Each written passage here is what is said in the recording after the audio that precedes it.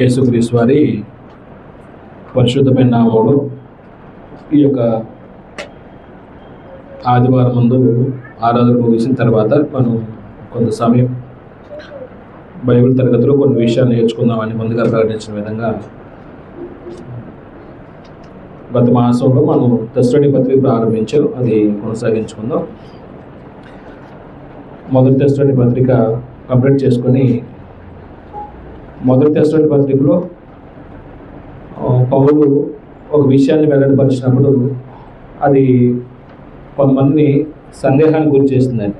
అంటే కొంతమంది అబద్ధ బోధనల వల్ల సందేహపడ్డారు. దేని గురించి మనం రెండో పత్రిక ప్రారంభించినట్టు చూస్తామంటే ప్రభు రాకడ గురించి కొంతమంది సహోదరులు భిన్నంగా బోధించినటువంటి విషయాల్ని అది విన్నవారు కొంతమంది ఏమవుతుందంటే కలవరపడ్డారు. ఆ ప్రభు రాకడ గురించినటువంటి విషయాలు ఆ ప్రభు రాకడ ఎప్పుడు సంభవిస్తుంది, ప్రభు రాకడ సంభవించడానికి ముందు ఏం జరగాలనే విషయాన్ని మనం రెండో అధ్యాయంలో చదువుతూ ఉన్నాం. మొదటి అధ్యాయం మనం ఏం నేర్చుకున్నామంటే ఒక మాట ఏదని చెప్తారు. మొదటి అధ్యాయంలో దానికంటే ముందు అసలు మొదటి సువార్త పౌలు ఈ తెస్సలోనికీ ప్రాంతం ఎప్పుడు సువార్త ప్రకటించినట్టుగా మనం చూస్తామండి. ఎన్నో సువార్త ప్రయాణం వెళ్ళినట్టుగా చూస్తాం. రెండో సువార్త ప్రయాణంలో వెళ్ళినట్టుగా చూస్తాం. ఎంతకాలం అక్కడ వాక్యం ప్రకటించబడిందండి? 3 నెలలు 3 విశ్రాంతి దినాలు 3 విశ్రాంతి దినాలు వాక్యం ప్రకటించబడింది. అప్పుడు ఎలాంటి పరిస్థితుల మధ్య వారు వాక్యాన్ని అంగీకరించారండి? గొప్ప ఉపద్రవాలు ఏదో వారు వాక్యాన్ని అంగీకరించారు. అప్పుడు మొదటి పత్రిక రాసినప్పుడు వాళ్ళు విశ్వాస సంబంధమైన జీవితంలో బాగున్నారా బాగా లేకుండా ఉన్నారని బాధతో మొదటి పత్రిక రాశాడు. విన్న సంగతి తిమోతి సేన ద్వారా తెలుసుకున్న సందర్భాన్ని బట్టి వాళ్ళు విశ్వాసంగా బాగున్నారా బాగలేదు కాబట్టి మొదటి పత్రికలో బాధతో రాశాడు. బాగున్నారు అంటే విశ్వాస సంబంధమైనటువంటి క్రియలు చేస్తున్నారు, ప్రేమతో కూడిన ప్రయాసం ఉంది, ఓర్పుతో నిరీక్షణ కలిగి ఉన్నారు. అయితే నిరీక్షణ విషయంలో మాత్రం కొంతమంది చనిపోయిన వారి విషయంలో కొంతమంది సందేహిస్తున్నప్పుడు 4వ అధ్యాయంలో మృతులు ఎలాగ లేపబడతారనే విషయం చెప్పి ఆ మృతుల పునరుత్థానంలో ఇంకో విషయాన్ని కోట్ చేశాడు. ప్రభు రాకడ గురించిన విషయాన్ని 5వ అధ్యాయం చెప్పి మొదటి పత్రిక ముగించాడు. అయితే కొంతమంది ప్రభు రాకడని ఏం చేశారు? అపార్థం చేసుకున్నారండి. అపార్థం చేసుకొని ప్రభు రాకడ గతించిపోయిందనే విషయాన్ని ఓ బోధ ఆ సంఘంలో స్ప్రెడ్ అయినప్పుడు కొంతమంది కలవర పడిపోయారు. మీరు కంగారు పడొద్దు, ప్రభు రాకడే గతించలేదు, ప్రభు రాకడే సంభవించలేదు. ప్రభు రాకడ సంభవించాలంటే ముందుగా కొన్ని సూచనలు ఉన్నాయి, కొన్ని జరగవలసినవి ఉన్నాయి. అవి జరుగుతాయి అని చెప్పడానికి ఈ పత్రిక రాశాడు. అయితే మొదటి అధ్యాయంలో మాత్రం శ్రమ నొందుచున్నటువంటి వారిని ఏం చేశాడు? పౌలు ధైర్యం చెప్పాడు, ప్రోత్సహించాడు. శ్రమ నొందుతున్న వారికి ఏ ఆదరణ మాట ఉందండి ఆ అధ్యాయంలో? 1వ అధ్యాయంలో శ్రమ నొందుతున్నటువంటి వారికి ఏ ఆదరణ మాట ఉంది? 1వ అధ్యాయం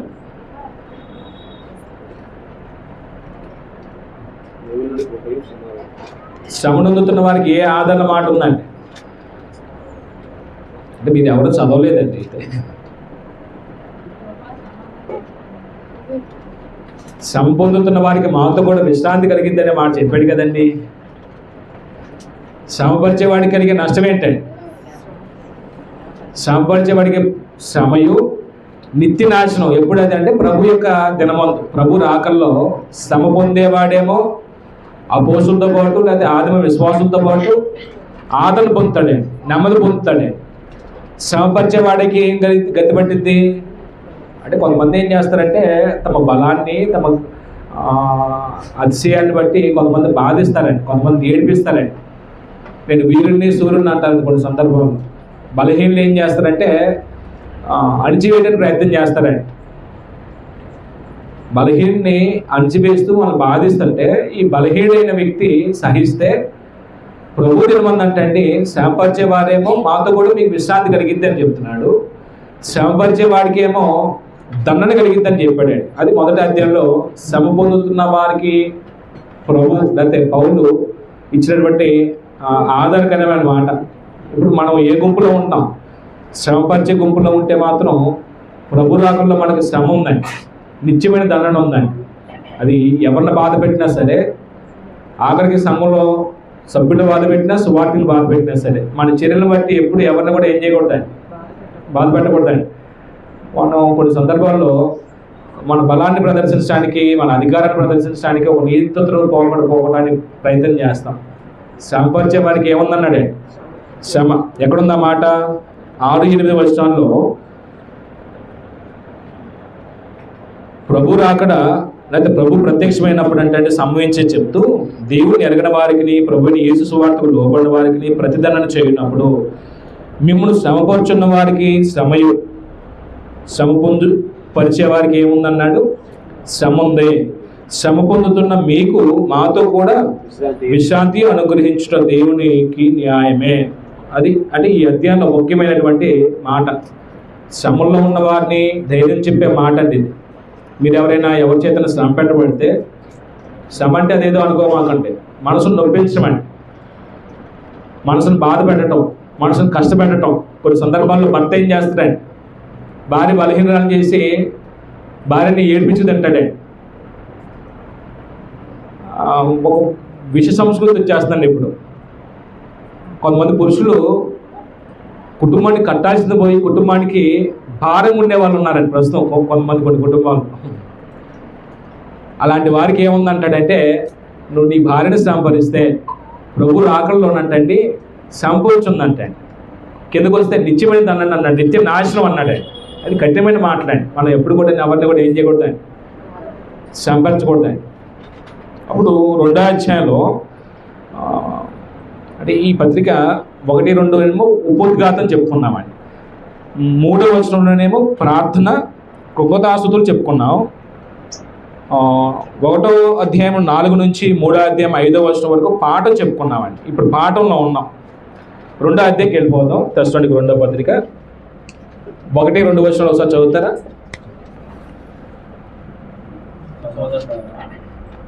ప్రభువును ఇప్పుడే వచ్చినట్టుగా ఆత్మలను మాటలను మా ఎదురు వచ్చిందని చెప్పిన పక్షికోలైన ఎవడైనా చెప్పిన ఎడల మీరు త్వరపడి చంచల మనసులు కాకుండా బెదరకుండా ఉండవలన నీవు మన ప్రభువైన యేసుక్రీస్తు రాకడను బట్టి మనం ఆయన యొక్క కూడుకుంటికి బట్టి మిమ్మల్ని వేడుకుంటున్నాము. మా పిల్లలు మీరు నిశ్శబ్దం ఉండాలి. మీరు ఇద్దరు రండి, ఇక్కడ రావాలి, ఇట్రా.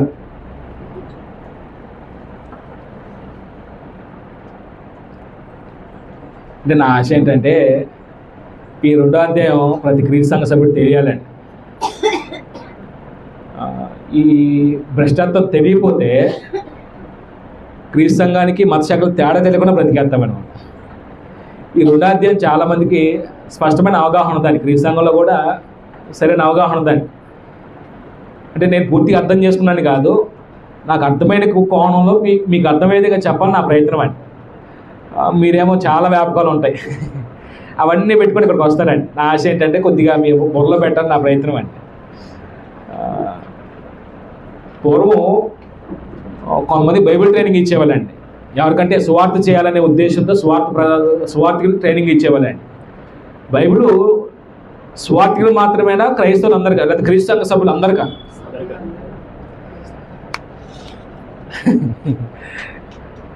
అందరికీ అంటాం కానీ మనం అందరూ ఇష్టపడమండి వాక్యం నేర్చుకోవడానికి. ఇష్టపడతారండి? అందరికీ అంటామండి, ప్రశ్నకి సమాధానం. కానీ అందరికీ ఇష్టం ఉండదండి. ఆదివారం వచ్చేస్తే చాలు మమ్మల్ని ఇంకేం అడగకూడదు, ఇంకేం మాట్లాడకూడదు, ఎందుకు రాలేదని కూడా అడగకూడదు, ఎందుకు క్లాసులకు పాల్గొనట్లేదని కూడా అడగకూడదు. అక్కర్లేని పరిస్థితి అయిపోయిందండి ప్రస్తుతం. మనకి అక్కర్లేదని పనులు పెట్టుకున్నాం కాబట్టి మనం కూడా అక్కర్లేని అనుకుంటున్నాం వాక్యం. కానీ ఇన్ని తప్పుడు బోధలు రాకుండా ఉండాలంటే మనకి ఏం తెలియాలండి, వాక్యం తెలియాలండి. కేవలం బోధకుడికే కాదండి, స్వార్థి ఏదైనా తప్పు చెప్తున్నప్పుడు సంఘంలో సభ్యుడు బ్రదర్ మీరు తప్పు చెప్తున్నారని చెప్పే స్థాయిలో క్రీస్తు సంఘం ఉండాలండి. అది దేవుడు మనకి దేవుడు ఇచ్చినటువంటి ఆధిక్యత. మత్స్యాకులు ఎవరికి నేర్పిస్తారండి?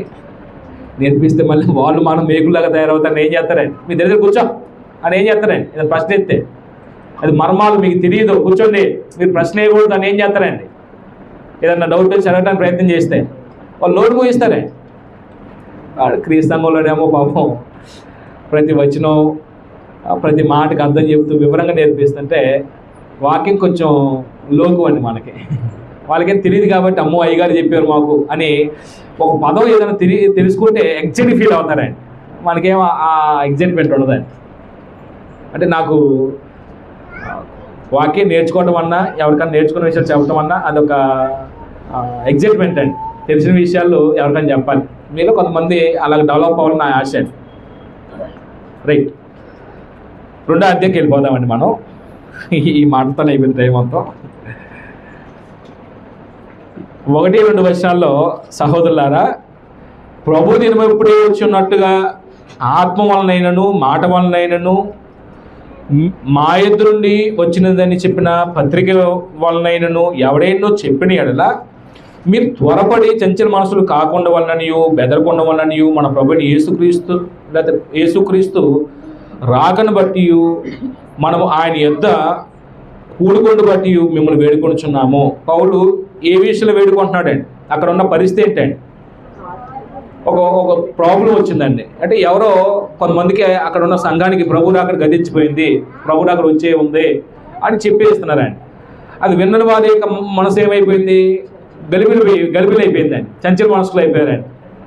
అప్పుడు ఆ గలిబిలైనటువంటి వారి యొక్క విశ్వాసం సన్నగిలిపోకుండా ప్రభు అక్కడ సంబంధించింది కొంతమంది చెప్తున్నారు కదా, ఆత్మలు చెప్పినా సరే మీరు నమ్మొద్దు, మాట వల్ల చెప్పినా మీరు నమ్మొద్దు, మా వద్ద నుంచి అంటే అపోస్తుల దగ్గర నుంచి పత్రిక రాసి పంపించారని చెప్పినా మీరు నమ్మొద్దు. ప్రభు అక్కడ సంభవించాలంటే ముందు జరగవలసినవి ఉన్నాయి. కొన్ని 2 విషయాలు చెప్పాడండి. అది 1-2 వచనాలు ఏం రాసుకున్నాం పోయిన వారం, అంటే పోయిన నెలలో ఏమైంది? విశ్వాస భ్రష్టత్వం గురించి, నాశనపాత్రుడు పాపం గురించి. అంటే 1-2 వచనాల్లో ప్రభు రాకడ విషయంలో తెస్సలోనికీయులు చంచల మనసులు కావద్దని వేడుకోనుట, పౌలు వేడుకోనుట. 2వ అధ్యాయము 1-2 వచనాలు. ఈ పేరాన్ని మనం ఏ మాట చేత గుర్తుపెట్టుకున్నామంటే ఏమంటే ఏం రాసుకున్నాం? 1-12 వరకు. ఓహో, నేను విభజించి చెప్తున్నాను. 1-12 వరకు ఏం రాసుకున్నామండి?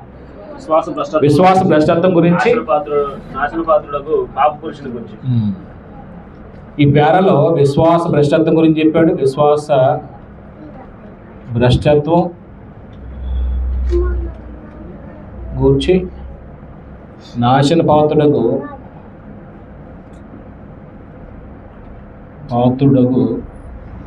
పాప పురుషుని గురించి,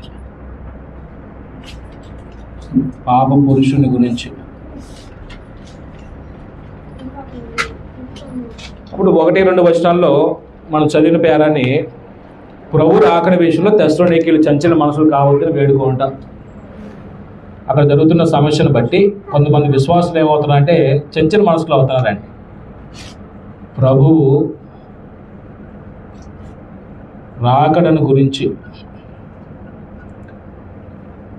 తెస్సలోనికీయులు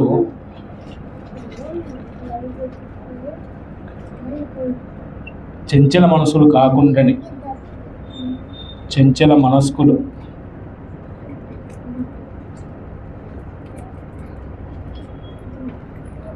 కాకుండుడి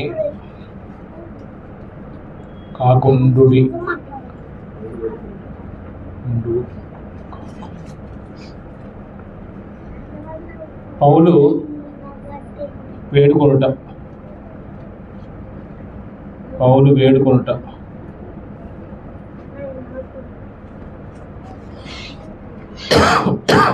అంటే ఏమంటాడంటే ఇక్కడ, సహోదరులారా, ప్రభుదినం ఎప్పుడే వచ్చినట్టుగా, ప్రభుదినం ఎప్పుడే వచ్చింది,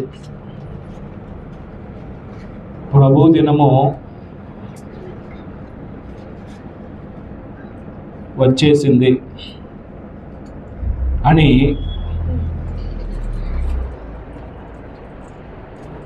ఆత్మ వలనైనను మాట వలనైనను మా ఎదురుని వచ్చిందని చెప్పిన పత్రిక వలనైనను ఎవడైనా చెప్పిన ఎడల వచ్చిందని ఆత్మ వలన అన్నాడండి. ఆత్మ వలనైనను 2 మాట వలనైనను మా వద్ద నుండి వచ్చిన పత్రిక వలనైనను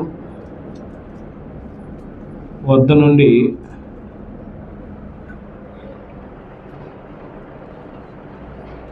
వచ్చినదని చెప్పిన పత్రిక వలనైనను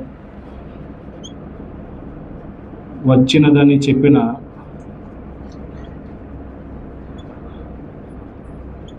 పత్రిక వలనైనను చెప్తే నమ్మమంటున్నాడా వద్దంటున్నాడా అమ్మా చెప్పిన ఎడల మీరు చెప్పిన ఎడల ఇలా చెప్తే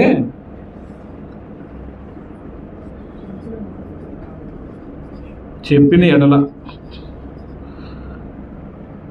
ప్రభు దినం వచ్చేసింది ప్రభు రాకడ గతించిపోయిందని ఎవరో ఆత్మ ప్రయాణం వల్ల చెప్పారనుకోండి. ఒకవేళ ఆత్మ ప్రయాణం వల్ల ఎలా చెప్తారండి? ఆత్మ ప్రయాణం వల్ల అంటే మొదటి శతాబ్దంలో మీరు అపోస్తుల కార్యం చదువుతున్నప్పుడు పరిశుద్ధాత్మ ప్రయాణం వల్ల కొంతమంది ఏం చేస్తారంటే ప్రకటిస్తారండి, ప్రవచిస్తారండి. పౌలు ఉన్నాడు, పౌలు స్వార్థ పరిచయం నిమిత్తం యెరూషలేము వెళ్ళబోద్దు, అక్కడ బంధకాలు పొంచి ఉన్నాయంటే కొంతమంది సహోదరులు ఆత్మచేత ప్రేరేపించబడి చెప్పారండి.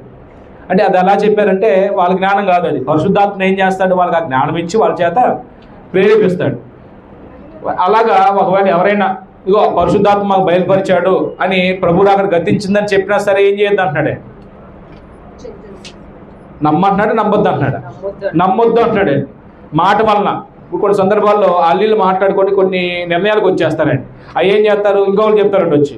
అలాగా ప్రభు అక్కడ అయిపోయిందని అల్లీలు మాట్లాడుకున్న మాటల వల్ల ఎవరైనా చెప్పారనుకోండి, అది కూడా ఏం చేయొద్దు అంటున్నాడే, నమ్మొద్దు అంటున్నాడే.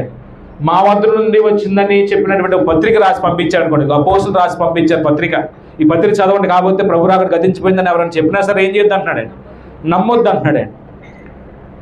ఎలాగ నమ్మొద్దు అంటే ప్రభు రాకడ గతించాలి అంటే ప్రభు రాకడ కంటే ముందేది జరగాలి అది చెప్తున్నాడండి. ఇప్పుడు 2వ వచనంలో ఏమంటున్నాడు, చంచల మనసులు కావద్దు, బెదరవద్దు. ఇవి ఎవరైనా చెప్తే మీరేం చేయొద్దు. సంఘానికి ఇచ్చినటువంటి బోధ ఏంటంటే, ఒకటి చంచల మనస్కులు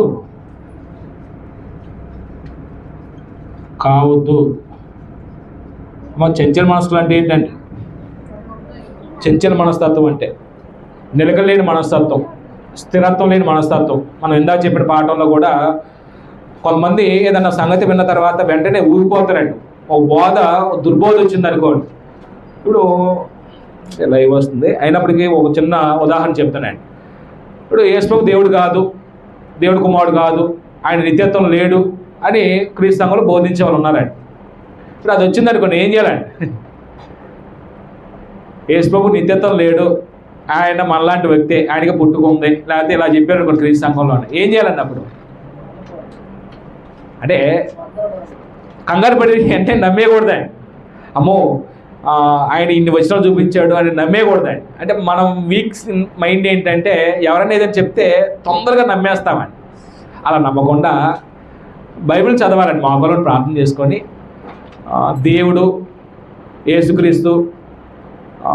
యేసుక్రీస్తుని దేవుడు ఎలా బయలుపరిచాడో, అపోస్తులు యేసుక్రీస్తుని ఎలా బయలుపరిచారో, ఆదిమ సంఘం ఎలాగ విశ్వసించారో, మనం ఎలా విశ్వసించాలని బోధ ఉందో, యేసుప్రభు అనే కాన్సెప్ట్ బైబిల్ చదవడం ప్రారంభించి అసలు ఉన్నాడా లేడా అనేది అలా తెలుసుకోవాలండి. ప్రార్థన చేసి కొంచెం విషయాలు దేవుని జ్ఞానము అడిగి దేవుని దగ్గర నుంచి బైబిల్ చదవటం వల్ల తెలుసుకుంటామండి.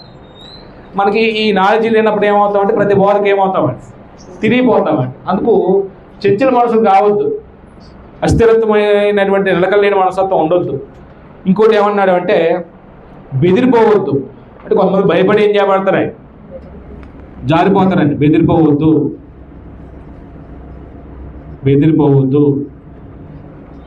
ఎందుకు బెదిరిపోవద్దు అన్నాడు? ప్రభు రాకడ గతించింది అని వీళ్ళు చెప్తుంటే ఆత్మవల్లనే చెప్తున్నారు అంటే ఎందుకు నమ్మొద్దని ఇంకొకరు ప్రశ్న వచ్చిందండి. ఇప్పుడు ఆత్మవల్లే చెప్తున్నానని అంటాడు కదా ఒక ఆయన వచ్చి, చెప్తాడు లేదండి, ఆత్మవల్లే చెప్తున్నాను అంటాడండి. నేను అప్పుడు ఎలా నమ్మొద్దు అంటే ప్రభు రాకడ సంభవించడానికి ముందు ఇవి జరగాలి, అప్పుడు జరిగితే ఇవి ప్రభు రాకడ వస్తాయి, లేకపోతే అప్పుడే రాదు. అప్పుడు ఏం జరగాలన్నాడు? 3-5 వచనాల్లో ప్రభు రాకడకు ముందు జరగవలసిన సంగతులు. 3-5 వచనాల్లో ప్రభువు రాకడకు ముందు జరగవలసిన విషయాలు, జరగవలసిన సంగతులు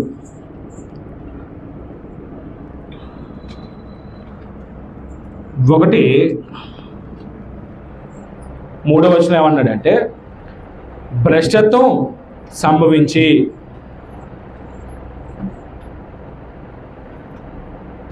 మొదట ఏం జరగాలంటే ప్రభు రాకడకు ముందు మొదట జరగవలసింది ఏంటంటే మొదట భ్రష్టత్వం సంభవించాలి. 2 నాశన పాత్రకు పాప పురుషుడు బయలుపరచబడితేనే కానీ ఆ దినము రాదు. ఎవరో బయలుపరచబడాలంటండి. ఎవరంటే ఆయన నాశన పాత్రుడకు పాప పురుషుడు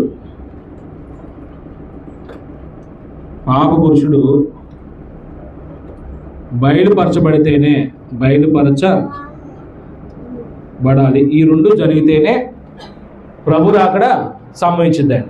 ఈ 2 జరగకుండా ప్రభు రాకడ అనేది సంభవించదు. అక్కడ సమస్య ఏంటండి? అక్కడ దుర్బోధ వచ్చిందండి. ప్రభు రాకడ గతించింది, ప్రభు రాకడ సంభవించిందండి. కొంతమంది కంగారు పడిపోతున్నారు. అప్పుడు వాళ్ళని ప్రభు రాకడ సంభవించాలంటే ముందు జరగాలండి. ఈ జరిగిన తర్వాత ప్రభు రాకడ సంభవిస్తుంది. మొదట ఏం సంభవించాలంటే భ్రష్టత్వం సంభవించాలి. ఇక్కడ ఆగుదామండి ఒకసారి, మీరు సైలెంట్గా ఉండాలి. భ్రష్టత్వము అనే మాట బైబిల్లో ఎలాగ ఉపయోగించాడండి? భ్రష్టత్వం అంటే మంచి చెడు తెలివి లేకపోవటం. భ్రష్టత్వం అనే మాట తప్పిపోవటానికి కూడా ఏమన్నాడు? భ్రష్టత్వం అన్నాడండి.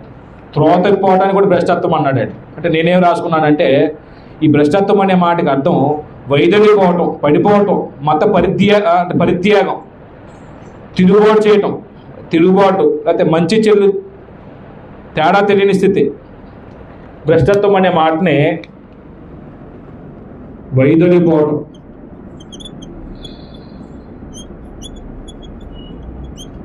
ఇంగ్లీష్లో అపోస్టసీ అనే పదం ఉపయోగించాడు. అంటే దానికి సరైనటువంటి అర్థం ఏంటంటే వైదొలిపోవటం,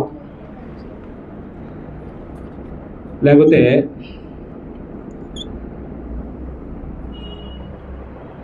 మత పరిత్యాగం అన్నాడు.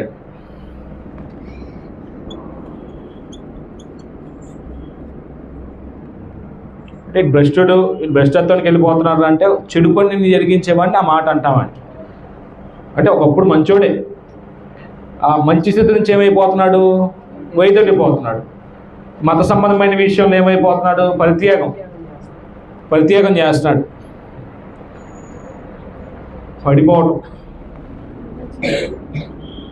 పడిపోవుట, తప్పిపోవుట, ఇంకా చెప్పాలంటే తిరగబడటం.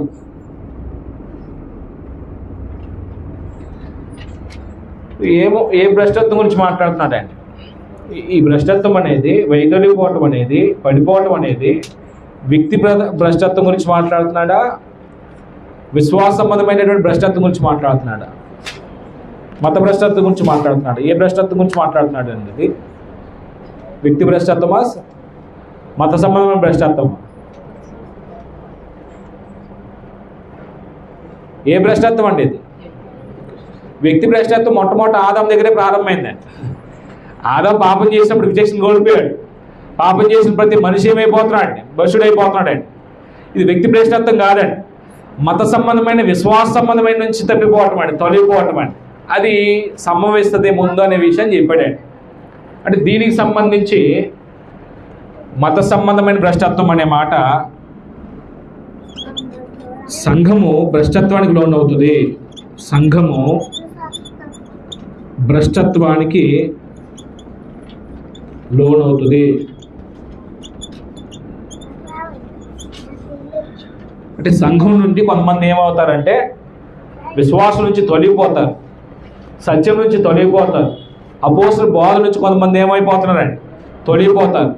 కొత్త నిబంధన ఆరాధన విధానం, కొత్త నిబంధన అటువంటి నియమాల నుంచి కొంతమంది ఏమైపోతారంటే త్రోతైపోతారండి. ఆ భ్రష్టత్వం గురించి సంభవించాలి అనే విషయం చెప్పాడండి. వ్యక్తిగత మనుషులు పాపం చేసినప్పుడు భ్రష్టత్వానికి లోనైపోతారు. పేతురు రాసిన పత్రిక కానీ రోమపత్రిక కానీ చదువుతున్నప్పుడు ఈ లోకంలో ఉన్న దురాశను అనుసరించి నడుచుకోవడం వల్ల లోకంలో భ్రష్టత్వానికి ఏమైపోయాడు, మనిషి లోనైపోయాడు. ఆదమ్మములు దురాశతో ఏమైపోయాడండి, భ్రష్టత్వానికి లోనైపోయాడండి. ఇప్పుడు మనం కూడా ప్రతి మనిషి దురాశత ఏడబడి మరులు కొల్పబడిన వాడే పాపం చేసినప్పుడు దేనికి అప్పగించుకుంటున్నామంటే భ్రష్టత్వానికి మనల్ని మనం అమ్ముకుంటున్నాం, మనల్ని మనమే అప్పగించుకుంటున్నాం. అయితే భ్రష్టత్వం నుంచి తప్పించబడి క్రీస్తులోకి వచ్చాడు మనిషి. భ్రష్టత్వం నుంచి తప్పించబడ్డాడు, క్రీస్తునందరి పరిపాలనలో ఆయన గుణాలు సంపాదించుకోవడానికి పిలువబడ్డాడు.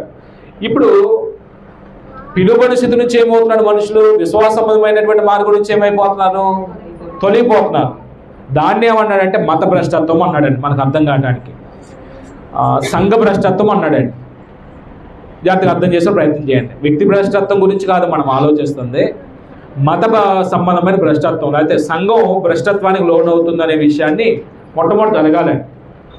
అప్పుడు సంఘం భ్రష్టత్వానికి లోనవ్వాలి అంటే ముందు సంఘాల గురించి మనిషికి అర్థం కావాలండి. ఇప్పుడు భ్రష్టత్వం వల్ల ఏర్పడిన శాఖలు కూడా ఏమనుకుంటున్నారండి లోకంలో, అవి కూడా సంఘాలు అనుకుంటున్నారండి. అవి మేము రక్షించబడ్డాం, మేము రక్షణలో ఉన్నాం అనుకుంటున్నాను చాలామంది కూడా. వాస్తవానికి సంఘాల గురించి నమూనా బైబిల్ ప్రకారంగా మనం ఆలోచన చేసినప్పుడు సంఘం ఎవరి ఉద్దేశం అండి, సంఘం దేవుడి ఉద్దేశం, దేవుని యొక్క ఆలోచన నుంచి, దేవుని యొక్క ప్రణాళిక నుంచి వచ్చిందండి.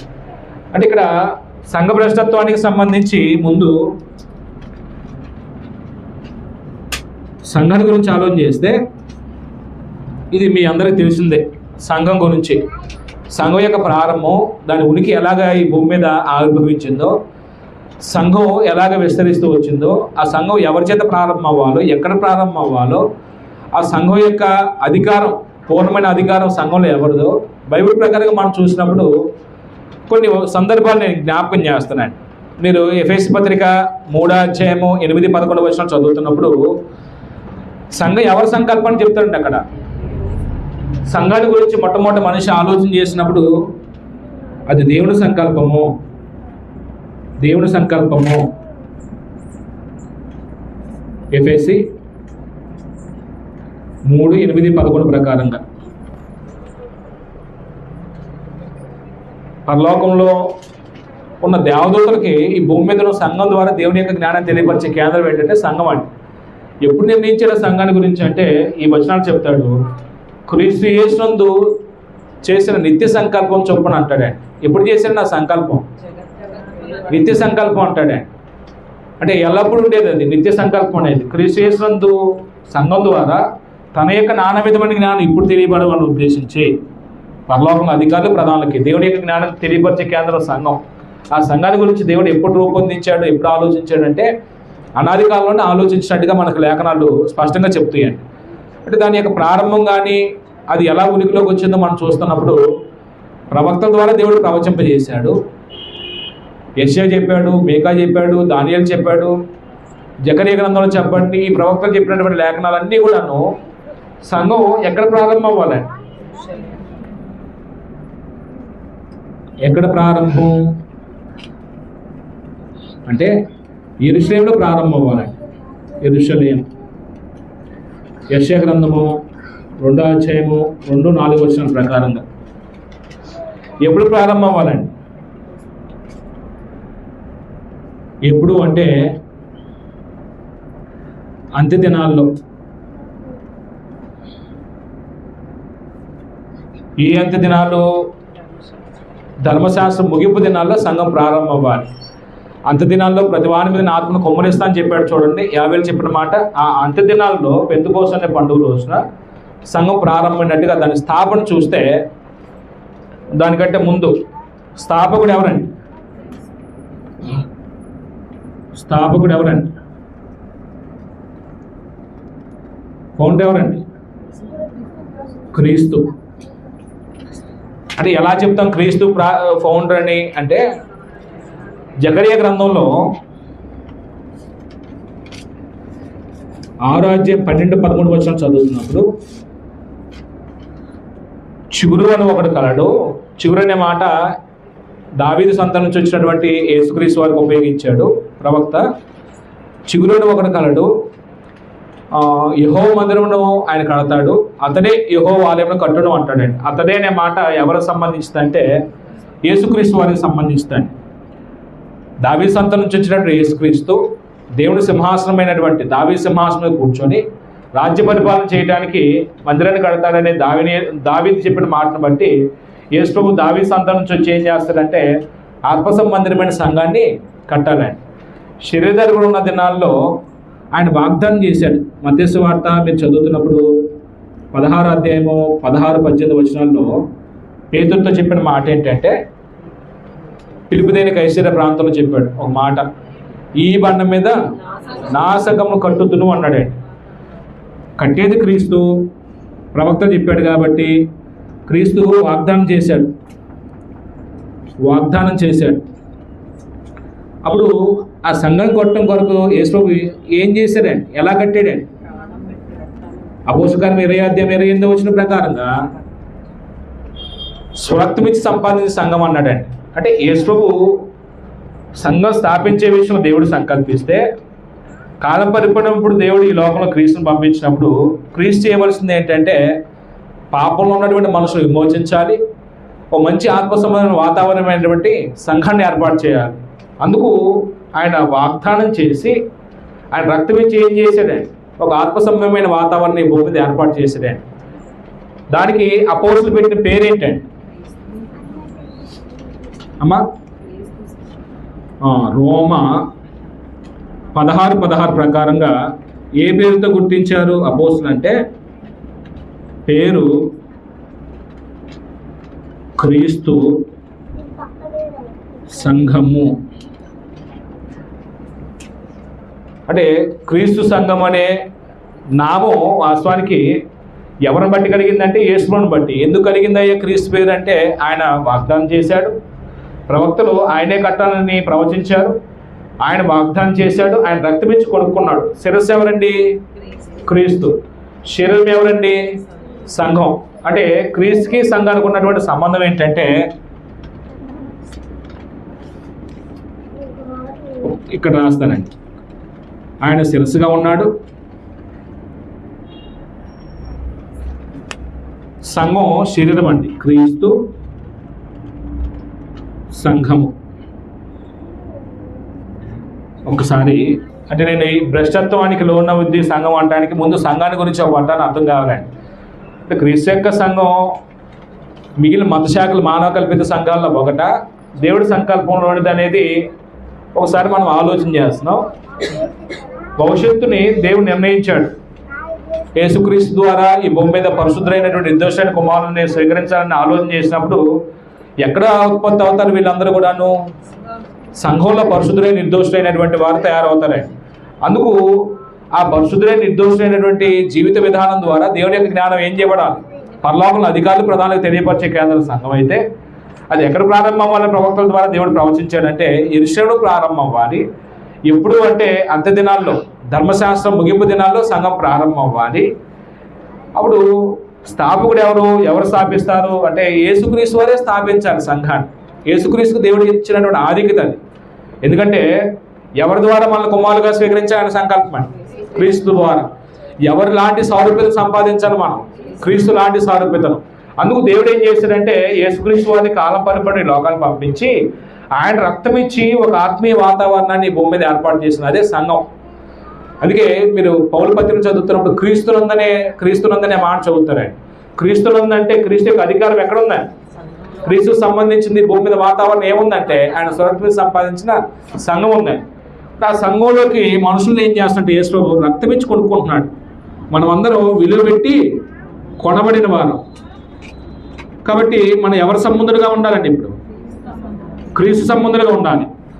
అప్పుడు మనం అందరం నా సంఘము నువ్వు అన్నా తప్ప సంఘము నువ్వు అట్లా అంటే ఒకటే సంఘానికి కడతాడు. శిరస్సు ఆయనే, శరీరము ఆయనదే. శరీరాన్ని ఏం చేయలేము, వేరుగా చూడలేము. అయితే ఇప్పుడు ఇది ఎప్పుడు ప్రారంభమైందండి? ఎన్నో సంవత్సరం ప్రారంభమైందండి? ఏమండి?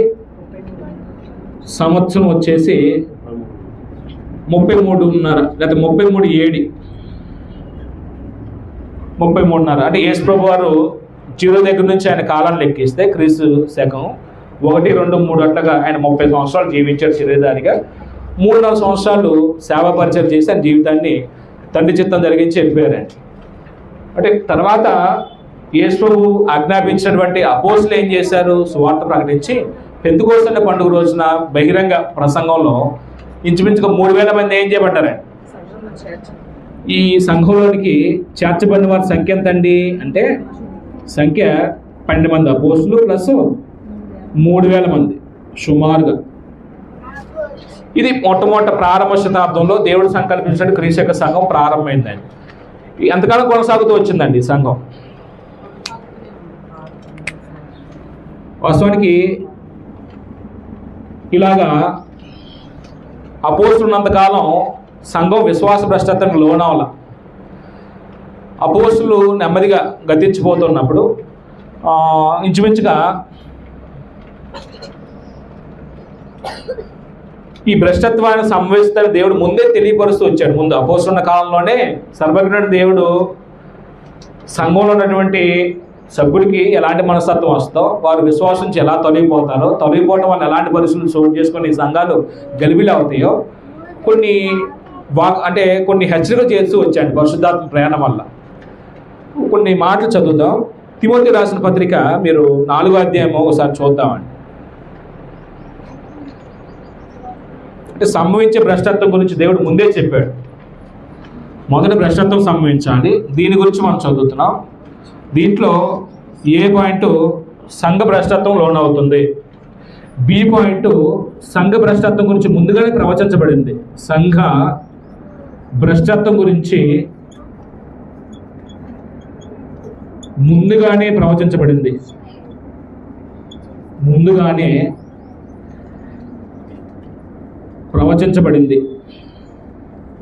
దేవుడు సర్వజ్ఞుడి సంగతి మర్చిపోకూడదండి. సర్వజ్ఞుడు దేవుడు తాను సంకల్పించిన సంఘం ఎలాగ విశ్వాసించి కొంతమంది తొలగిపోతారో, భ్రష్టులు అయిపోతారో, సంఘాలు ఏ విధంగా చీలికలు వచ్చేసి విభజనకు గురైపోయి ఎలాగా విద్వేషాలతో కలహాలు ఆడుకుంటారో ఆ విషయాలు ముందే దేవుడు ఏం చేస్తాడు? ప్రవచించాడు. 2 సందర్భాలు నేను చెప్తాను. తిమోతి మొదటి పత్రిక 4వ అధ్యాయం తీద్దాం. మొదటిది ఏంటంటే దీంట్లో తిమోతి పత్రిక 4వ అధ్యాయం 1, 3 వచనాలు. తిమోతి పత్రిక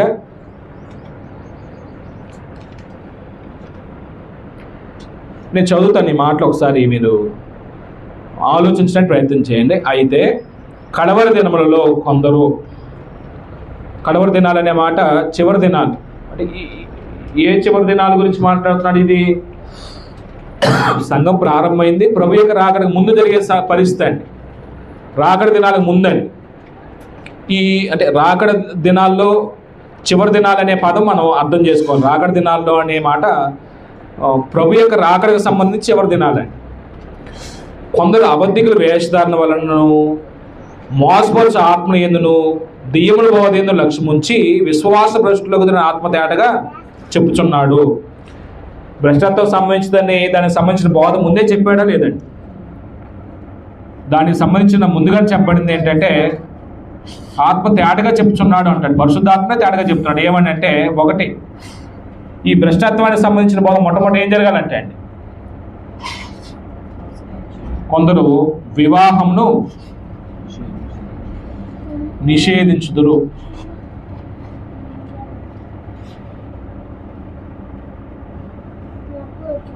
రెండు, దేవుడికి కృతజ్ఞతాస్తుతులు తెలియపరిచి కొన్ని ఆహార పదార్థాలు తినటం మానవాలని చెప్తారు. కొన్ని తినటం మానాలి, కొన్ని తినుట మానివేయాలని చెప్తారంట. నేను డైట్కి రాశాను ఆ వచనాలు. మొదట ఏం జరిగిద్దంటే, అబద్ధికుల వేషధారణ వలన మోసపరుచు ఆత్మ ఎందును దెయ్యముల బోధ లక్ష్యం ఉంచి. ఎవరు లక్ష్య పెడతారండి? మేడగారు కూర్చోను. ఎవరు లక్ష్య పెడతారు? లోకంలో ఉన్నవారా, సంఘంలోకి వచ్చిన వారు? ఏమండి ఈ వచనం ఎవరి గురించి చెప్తున్నాడు అండి? కొందరు అంటున్నాడు. ఎవరి కొందరు? సంఘంలో ఉన్నవారేనా? ఈ సంఘంలో ఉన్న వారి దగ్గరికి కొంతమంది ఎలా వస్తారంటే అబద్ధికుల వేషధారణ వల్ల, అంటే ఒక వేషానికి కప్పుకొని వస్తారండి. వేషధారణ వీళ్ళు ఏం చేస్తారంటే అబద్ధాన్ని చెప్తారు. ఈ అబద్ధికుల వేషధారణ వలన మోసపరుచు ఆత్మను ఎందును అంటారండి. ఏం చేస్తారండి వీళ్ళు? మోసపరుస్తారండి. మోసపరుచు ఆత్మను ఎందును దెయ్యముల బోధ ఎందును అన్నాడు. దెయ్యముల బోధ ఏంటో మన తర్వాత అయితే అర్థమైంది. ఆ దెయ్యాల బోధ ఏంటో. ఆ దెయ్యాల బోధ ఎందు లక్ష్యం ఉంచటం వలన, లక్ష్యం ఉంచడం అంటే లక్ష్యం ఉంచి అంటున్నాడు. లక్ష్యం ఉంచడం అంటే మనసు పెట్టడం, దృష్టి పెట్టడం, దానికి మనం ఆకర్షితులు అవటం. అప్పుడు ఆ దెయ్యాల బోధ ఏంటండి?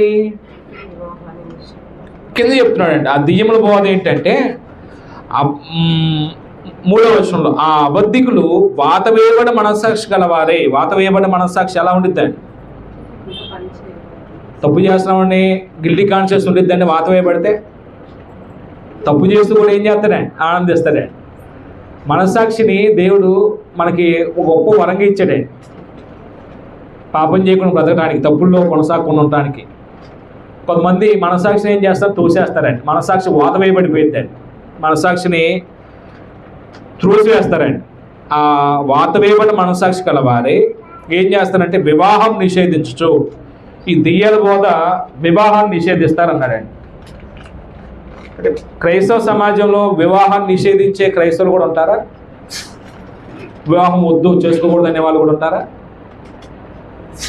ఏమండి ఉన్నారా? వివాహం చేసుకోవద్దన్న మొట్టమొదటి గుంపు ఏంటండి? ఏమండి? Roman Catholic machine. అంటే ఇప్పుడు వివాహం అందరు కాదండి, కొంతమందిని ఏం చేయొద్దు అంటారంటే వివాహం చేసుకోకూడదు, మనం కన్నికలుగా ఉండాలి, మనసుగా ఉండాలి, స్వాములుగా ఉండాలి అనేది వాళ్ళ థియాలజీ అండి, వాళ్ళ సిద్ధాంతం. ఇది బైబిల్ సిద్ధాంతమా వాళ్ళ సిద్ధాంతమా? బైబిల్లో వివాహాన్ని ఎలా ఇచ్చాడు దేవుడు? ఘనంగా ఇచ్చాడే. ఇప్పుడు ఘనంగా ఇచ్చిన దాన్ని కొంతమంది ఏం చేస్తారంటే దుర్బోధ, దెయ్యముల బోధ, వివాహం వద్దు అని బోధిస్తారు. కొన్ని ఆహార పదార్థాలు కృగతాసు తెలియపరిచి పుచ్చుకోవచ్చు. కొంతమంది దీన్ని కూడా బోధించేవాళ్ళు ఉంటారు, తినొద్దని. అప్పుడు దీని దగ్గర ఆగుతాను నేను. అంటే వివాహం నిషేధించిన గుంపు ఏంటంటే మొట్టమొదట RCM చూద్దామండి. RCM. ఇప్పుడు RCMకి విశ్వాస భ్రష్టత్వానికి ఏదో కనెక్షన్ ఉందండి. దీన్ని బట్టి కనెక్షన్ ఉందా, లేకపోతే ఏదో జనరల్గా చెప్పినటువంటి మాట ఇది? ఏ కనెక్షన్ ఉందండి? RCMకి విశ్వాస భ్రష్టత్వానికి ఏంటండి కనెక్షన్? అంటే వివాహాన్ని నిషేధించువారనే మాట ఇది ఒక మొట్టమొదటి క్రిస్టియన్ సమాజంలో వివాహం నిషేధించు గొప్ప RCM. అయితే RCM విధానం ఇది ఎలా వచ్చింది? ఎక్కడి నుంచి వచ్చింది RCM? ఎలా వచ్చింది ఇది అసలు? నేను కొన్ని అంటే చరిత్రలోకి వెళ్తాను, సంఘ చరిత్రకు సంబంధించిన విషయాలు కొన్ని జ్ఞాపకం చేస్తాను ఈ సందర్భంలో. ఏంటంటే అది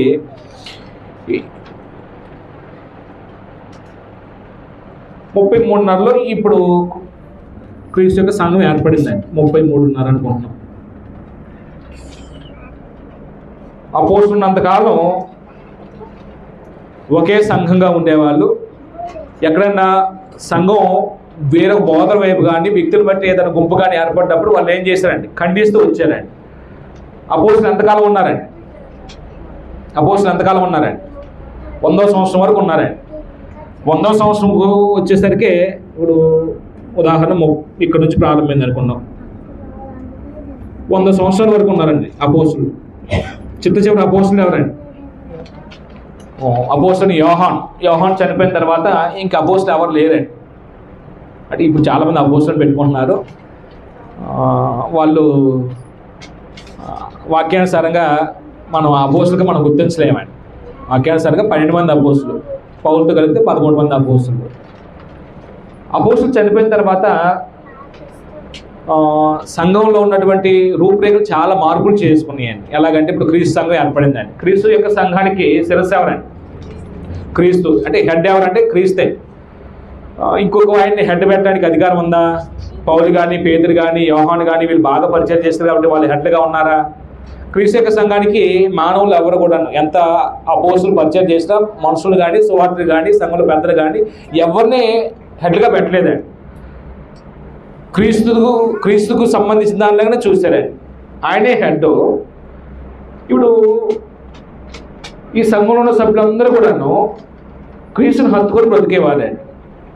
ఇప్పుడు రాను ఏమైపోయిందంటే బైబిల్ చదువుతూ బైబిల్కి అర్థాలు చెప్పడం ప్రారంభించారండి. బైబిల్లో ఉన్నటువంటి విషయాన్ని కామెంటరీస్ అంటారు చూడండి, వ్యాఖ్యానం చేయడం అంటారు చూడండి. బైబిల్లో ఉన్నటువంటి పేర చదివి దానికి అర్థం చేయడం ప్రారంభమైందండి. అపోస్తున్నంతకాలం క్రమంగానే ఉంది. 120, 170 లేదా 500, 600 సంవత్సరాలకు వచ్చేసరికి చాలా మార్పులు చేసుకుందండి క్రీస్తు యొక్క సంఘాల్లో. కొన్ని నేను రాసుకున్నానండి, ఆ విషయాలను మీతో ప్రస్తావిస్తాను. 120లో పవిత్ర జలం ప్రవేశపెట్టబడిందండి. అంటే చూడండి భ్రష్టాత్వం ఎలా రూపుదిద్దుకుంటూ వచ్చిందో. ఒకసారి రాలేదండి భ్రష్టాత్వం. క్రీస్తు యొక్క సంఘంలోనే కొంతమంది ఏం చేస్తారంటే ఇలాంటి ప్రవేశపెట్టారండి. నెమ్మదిగా పవిత్ర జలాన్ని ప్రవేశపెట్టారండి. 593లో పాప ప్రాయశ్చిత్త స్థలాన్ని ఏర్పాటు చేశారండి. 606కు వచ్చేసరికి ఏమైందంటే ఈ బోనిఫస్ III అనే ఆయన ఆసియంకి మొట్టమొదట బిషప్గా, పోప్గా మొట్టమొదటి అధ్యక్షుడిగా ఏర్పాటు చేయబడ్డారండి. ఈ 606 AD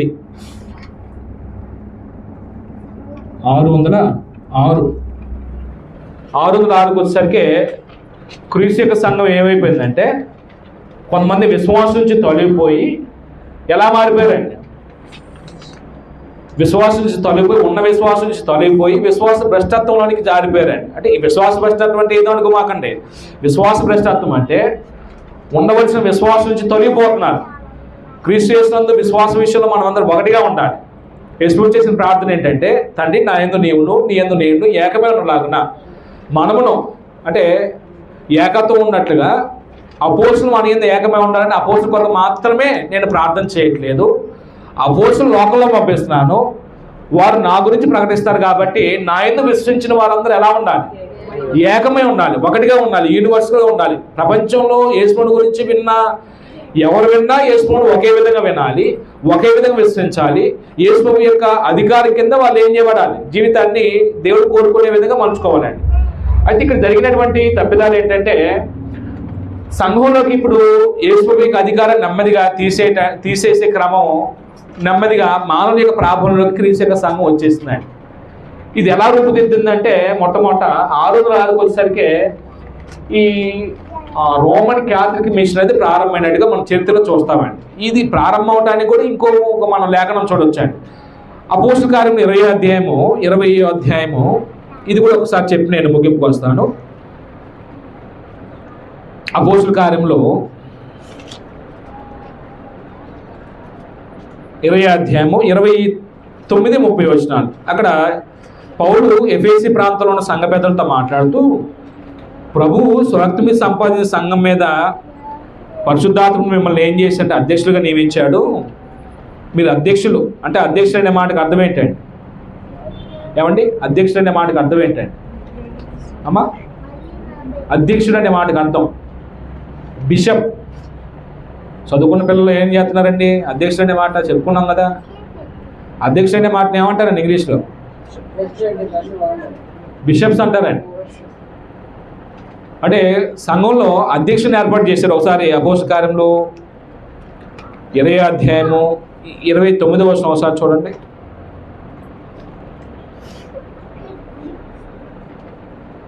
ఇక్కడ ఏమంటాడంటే, దేవుడు లేకపోతే ప్రభువు తన స్వరక్తమిచ్చి సంపాదించిన తన సంఘమును కాయటకు పరిశుద్ధాత్మ మిమ్మల్ని దేని యందు అధ్యక్షునిగా ఉంచును. ఈ అధ్యక్షుడు అనే మాట బిషప్కి సంబంధించిందండి. బిషప్స్ లేకపోతే సంఘ పెద్దలు 3 పేర్లతో పిలిచారండి. ఎవరు చెప్తారండి? సంఘ పెద్దల్ని పెద్ద అన్నాడు, కాపరి అన్నాడు, అధ్యక్షుడు అన్నాడండి. ఈ 3 వేరు వ్యక్తులు కదండి. భారతం గారు వేరు వ్యక్తులు, ఒకే వ్యక్తి. మరి 3 ఎందుకు అంటున్నారు? 3 ఎందుకు అంటున్నారండి సోదరులు? పెద్ద, కాపరి, అధ్యక్షుడు అనే మాట 3 వేరు కాదు, ఒకటే అంటున్నారు. 3 ఎందుకు అన్నారు మరి బైబిల్లో? అది నేను అడుగుతుంది. ఏమండి సోదరులు చెప్పాలండి. ఇప్పుడు మతశాఖల్లో ఈ ముగ్గురు ఒకరుగా పరిగణిస్తారా, వేరు అంటారా? లోదరు చర్చికి వెళ్ళండి, సంఘ పెద్దలు ఎల్డర్ అంటారండి, కాపర్ పాస్టర్ అంటారండి, అధ్యక్షుడు బిషప్ అంటారండి, అయ్యగారు బిషప్ గుంటూరులో ఉంటారండి. ఊరు వేరువేరండి. బైబిల్లో నేను చెప్తుంది ఏంటంటే ముగ్గురు ఒకటేనా? ఈ 3 పదాలు ఒకరికే ఉపయోగించారు, వేరు వ్యక్తులు? అది నా ప్రశ్న. ఏమండి ఒకరికి ఎలాగా? మరి ఎందుకు ఒకరికి అనే మాట ఎలా చెప్తాం మనము? 3 పదాలు ఎందుకు ఉపయోగించాడు అంటే చెప్పడమ్మా. ఇప్పుడు పెద్దేమో వయసును సూచిస్తుందండి. వయసును బట్టి ఆ వ్యక్తిని, అర్హత కలిగిన వ్యక్తిని ఏం చేశారు? పెద్దగా ఏర్పాటు చేస్తారండి. కాపరి అనే మాట చేసే పనిని సూచిస్తుందండి. అధ్యక్షుడు అనే మాట ఏమో పదవిని సూచిస్తుందండి. ఓవర్సీస్ అంటే ఇది మనం అపోస్తల కార్యములు 20వ అధ్యాయము మనం పెద్దబక్కిలో ఉన్నప్పుడు చెప్పుకున్నాం. మీరు కూడా అపోస్తల పుస్తకం విన్నారండి. అంటే సంఘం యేసు చేత రక్తం ఇచ్చి కొనబడిందంటే ఈ సంఘాన్ని కాయుటకు పరిశుద్ధాత్మ ఏం చేశాడు? పెద్దల్ని అధ్యక్షులుగా నియమించాడండి. కాపులుగా అధ్యక్షుడిగా నియమించాడంటారు. మళ్ళీ నేను చెప్తున్నానండి జాగ్రత్తగా కొంచెం. సంఘాన్ని కాయటానికి, సంఘంలో పెద్దల్ని కాయటానికి అధ్యక్షులుగా నియమించాడు. నియమించింది ఎవరు? పరిశుద్ధాత్ముడు. ఆ దేవుడు స్వరక్తమిచ్చిన, అయితే ప్రభువు స్వరక్తమిచ్చిన సంపాదించిన సంఘము కాయటకు పరిశుద్ధాత్మ మిమ్ములను అంటే పెద్దల్ని దేని యందు అధ్యక్షులుగా, అధ్యక్షుడు అంటే పెద్దే, కాయుటకు చేసే పని సూచిస్తుంది. పెద్ద అనే మాట ఏమో వయసు, అనుభవాన్ని సూచిస్తుంది. ఈ 3 ఒకరికే వర్తించేయండి. అంటే పరిశుద్ధాత్మ ఏం చేశాడంటే పెద్దల్ని ఈ సంఘాన్ని కాయటానికి అధ్యక్షులుగా నియమించాడు. సింపుల్గా గుర్తుపెట్టుకోండి. మేము ఈ పాయింట్ విశ్వాస భ్రష్టత్వము, సంఘ పునరుద్ధరణోద్యమం అనే పాఠం చెప్పుకున్నప్పుడు మేము విన్నామండి. బైబిల్లో అయితే మనం ఈ ఆర్డర్లో చదవండి, ఈ సీక్వెల్ రాదండి. మనకి చదువుతాం కానీ ఆ పదాలు మనకు అర్థం కాదండి. పరిశుద్ధాత్ముడు సంఘాన్ని కాయటానికి పెద్దల్ని ఏం చేశాడు? అధ్యక్షులుగా నియమించాడు. లేకపోతే పెద్దల్ని సంఘాన్ని కాయటానికి, కాపరి పని ఏంటంటే కాసే పని, సంఘాన్ని కాయటానికి అధ్యక్షులుగా నియమించాడు. కానీ మత్స్యాకులు ఏం చేశారండి? అధ్యక్షులేమో బిషప్స్ అన్నారండి. ఈ బిషప్ గారి దగ్గరికి పాస్టర్ గారు వస్తే ఏం చేయాలండి? నుంచొని మాట్లాడండి. పక్కన కూర్చోడానికి అధికారం ఉందా? అధికారం లేదండి. సంఘ పెద్ద పల్లెటూరులో ఉంటారండి పెద్దలు. ఎలాంటి వాళ్ళు అంటే మొత్తం ఆ బ్యాచేనండి పెద్దలు. వాళ్ళు మళ్ళీ పెద్దగా ఉండవలసిన అర్హతలు ఒక్కడు కూడా ఉండవు, కానీ సంఘంలో పెద్దలుగా ఉంటారండి. వాస్తవానికి బైబిల్ ప్రకారం ఈ 3 ఒక వ్యక్తిని సూచిస్తుంది.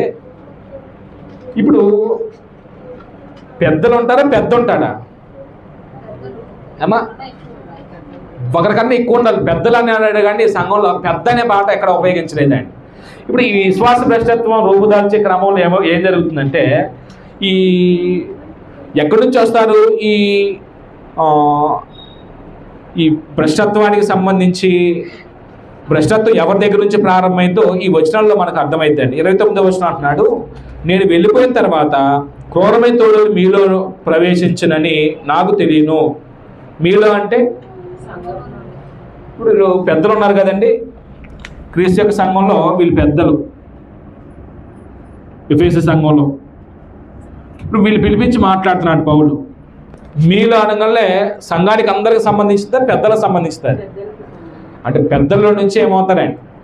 విశ్వాస భ్రష్టులు తయారవుతారండి. అంటే ఈ 2 వచనాలు ఇది కూడా రాసుకోండి. అపోస్తల కార్యంలో 20వ అధ్యాయము 28 నుంచి 30 వరకు మనం రాసుకుంటే, యేసు స్వరక్తమి సంపాదించిన సంఘంలో ఆ సంఘాన్ని కాసేపని పెద్దలకు అప్పచెప్పి అధ్యక్షులుగా నియమిస్తే వీళ్ళు ఏమవుతారంటే కొంతకాలం అపోస్తులు ఉన్నంతకాలం బాగుంటారు. అపోస్తులు చనిపోయిన తర్వాత సంఘాన్ని ఏం చేస్తారు చెప్తున్నాడు ఇక్కడ 30వ వచనంలో. ఏం చేస్తారంటే వీళ్ళు, మరియు శిష్యులను తమ వెంట ఈడ్చుకొని పోవాలని వంకర మాటలు పలుకుచు. శిష్యులు ఏం చేస్తారంటే అండి, తమ వెంట ఈడ్చుకుపోవాలని వంకర మాటలు పలుకుతారంటే అండి. వంకర మాటలు అంటే ఏంటండి? వంకర మాటలు అంటే ఏంటండి? పెడార్థాలు తెస్తారండి వాక్యానికి. అనవసరమైనటువంటి దాన్ని ఏమంటారంటే అనవసరమైనటువంటి మాటలు మాట్లాడతారండి. అర్థవంతమైనటువంటి సంభాషణ చేయరండి. అర్థవంతమైన విషయాలు చెప్పరండి. మీరు కింద కూర్చోమని చెప్పాను పిల్లలిద్దరిని. కింద కూర్చోండి, మీరేం చేయని అవసరంలా. వంకర మాటలు అంటే పెడార్థాలు తీస్తారండి. ఆత్మ సంబంధమైన జీవితానికి ఉపయోగపడిన విషయాలు ఆర్గ్యుమెంట్ చేస్తుంటారండి.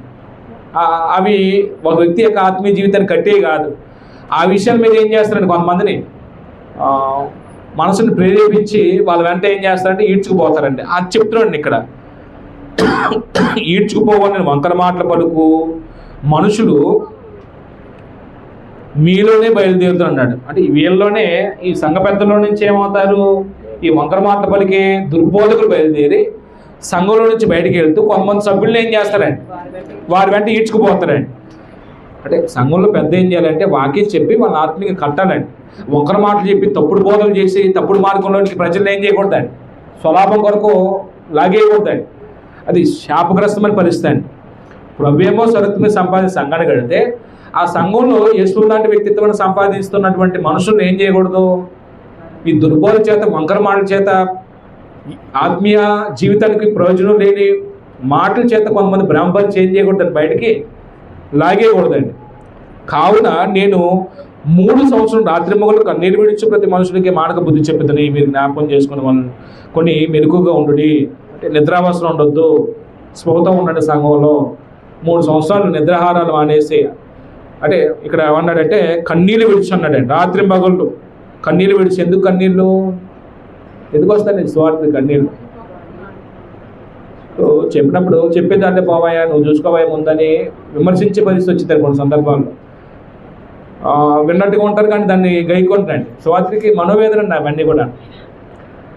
చెప్పినప్పుడు సరే అంటారు, తర్వాత హలో వదిలిపెట్టి పడేసి కింద, నువ్వు నా వైపు చూడు, బోర్డు వైపు చూడు, పిల్ల చేస్ట్ మానేసి ఇంకా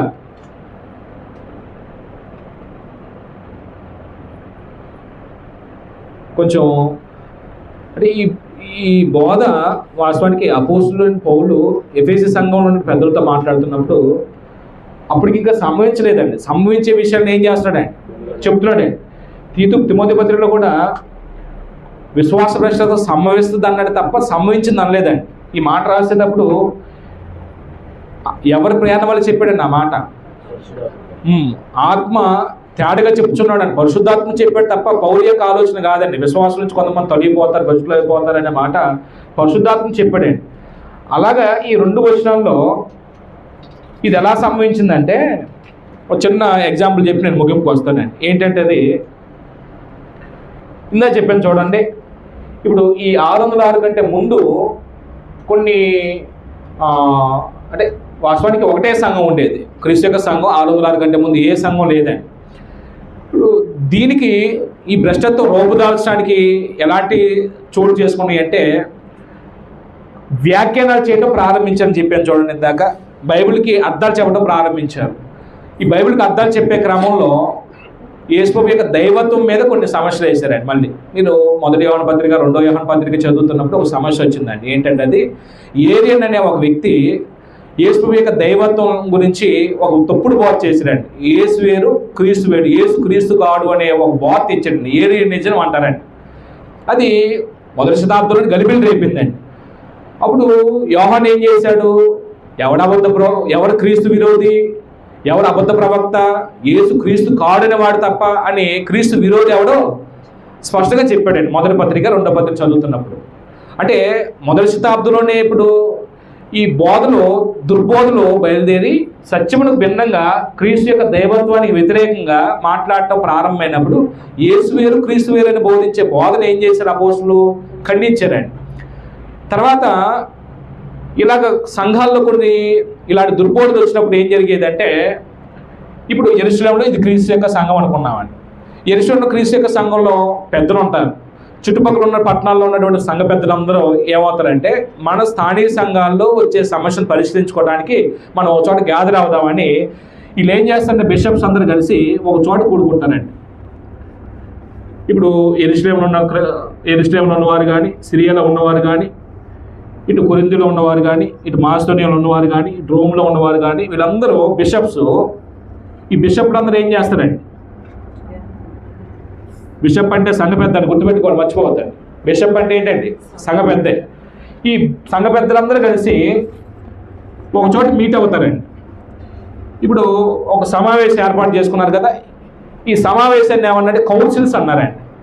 ఈ కౌన్సిల్స్ మొట్టమొదట 985 సంవత్సరం నైస్య అనే ప్రాంతం జరిగిందంటే ఈ నైస్య అంటే నిగ్యని ఈ సమావేశంలో ఇంచుమించుగా చాలా ప్రాంతాల నుంచి పెద్దలు వచ్చి గ్యాదర్ అయిన తర్వాత ఇక్కడ ఈ సమావేశానికి ఒక 40 మంది నడుపుతుంది. ఈ వీటికి కండక్ట్ చేయడానికి ఏం చేస్తారు? ఈ 40 మందిని నడిపించడానికి ఏం చేస్తారండి? ఒక ఆయన నాయకుడిగా ఏర్పాటు చేస్తారండి. ఇట్లాగా వీళ్ళు ఒక 40 మందికి ఒక నాయకుడు వచ్చాడండి. ఈ 39 మందిని ఈయన ఏం చేస్తారు? కంట్రోల్ చేసి నడిపిస్తాడండి. ఇప్పుడు వీళ్ళు బిషప్స్ అండి. ఈయన ఏమన్నారంటే ఆర్చ్ బిషప్ అన్నారండి. Arch bishop. ఈ ఆర్చ్ బిషప్ ఎవడండి అసలు? మనిషా యేసు ప్రభువా? మనిషిని ఎవడు ఆర్చ్ బిషప్ అనకూడదండి, తప్పండి. మీరు పేతురుపత్రిక 5వ అధ్యాయం 2వ వచనం అనుకుంటా ప్రధాన కాపురి అనే మాట. ఆర్చ్ బిషప్ అంటే ప్రధాన కాపురి అండి. ఎవరండి ప్రధాన కాపురి? ఎవరండి? మొహటేలు అనొచ్చండి ప్రధాన కాపురని, వయసులో సీనియర్ అనొచ్చండి ప్రధాన కాపురని, యేసు ప్రభువు ప్రధాన కాపురి అండి. ఇప్పుడు ఇక్కడ ఏం జరుగుతుందంటే సంఘ పెద్దలందరూ ఒక చోట సమావేశమైనప్పుడు కొన్ని నిర్ణయాలు తీసుకుంటారండి. మనకి బోధలు వస్తున్నాయి, లేకపోతే యేసు దైవత్వం గురించి, మరిమని ఏం చేద్దాం, యేసుని ఏం చేద్దాం, యెహోవా దేవుణ్ణి ఆరాధన దినం ఎలాగ ఆరాధించాలి, ఇలాగ కొన్ని సమస్యలు వచ్చినప్పుడు వీటన్నిటిని పరిష్కరించడానికి ఈ గ్యాదరింగ్లో ఈ పెద్దలందరూ కలిసి ఒక ఆయన ఏం చేశారండి? ఆ మీటింగ్ అధ్యక్షుడిగా ఏర్పాటు చేశారండి. ఆయనే అధ్యక్షుడు. దేనికి అధ్యక్షుడు అయ్యాడు? ఆ మీటింగ్ అధ్యక్షుడు అండి. ఈ ప్రభావం ఎక్కడి మీద పడిందంటే ఇప్పుడు ఈయన అధ్యక్షత ఇక్కడికే వాస్తవానికి ఈయన పెత్తనం ఈ సంఘాల మీద కూడా పడిందండి. మిగిలిన 40 సంఘాలు 50 సంఘాలు వీళ్ళందరూ వస్తారు కదా, 39 సంఘాల వాళ్ళ మీద ఈయన పెత్తనం పడిందండి. ఇప్పుడు సంఘ పెద్దలు వాక్యం ఆధారం చేసుకొని నేను ఇందాక చెప్పాను, క్రీస్తు యొక్క సంఘానికి శిరస్సు ఎవరు? యేసు ప్రభువు. నమూనా ఏంటి? బైబిలు. ఏ అధికారంలో సంఘంలో కార్యక్రమాలు జరిపించబడాలి? అపోస్తుల బోధ యొక్క క్రమం చొప్పున సంఘం యొక్క పరిపాలన విధానం కొనసాగాలండి. ఇప్పుడు ఏమవుతుందంటే అపోస్తులు గతించిన తర్వాత సంఘంలోని పెద్దలందరూ ఒక చోట మీట్ అయ్యి సంఘంలో సమస్యలు పరిష్కరించుకునే కోణంలో వీళ్ళందరూ ఒక ఆయన అధ్యక్షుడిగా నియమించినప్పుడు ఆయన ఏమన్నట్టు ఆర్చ్ బిషప్ అన్నారు. ఈ ఆర్చ్ బిషప్ ఈ బిషప్ల మీద పెత్తనం చేస్తూ బిషప్లు ఎక్కడైతే సంఘాలుగా ఉన్నారో ఆ సంఘాలన్నిటి మీద ఏం చేస్తున్నారండి? ఈయన పెత్తనం చలామణి అవుతుందండి. అలాగా విశ్వాసం భ్రష్టత్వం ఏ స్థాయికి వెళ్ళిపోయిందంటే 606 వెళ్ళేసరికి ఈ బోనిఫస్ III అనే ఆయన యూనివర్సల్ బిషప్గా తాను ప్రపంచానికే క్రైస్తవులందరికీ అధ్యక్షుడిగా తాను చాటించుకున్నాడండి. అంటే వాస్తవానికి వీళ్ళందరి మీద ఈ మీటింగ్లో సమస్యలు పరిష్కరించడానికి వచ్చిందే తప్ప అది వాక్యానుసారం కాదండి.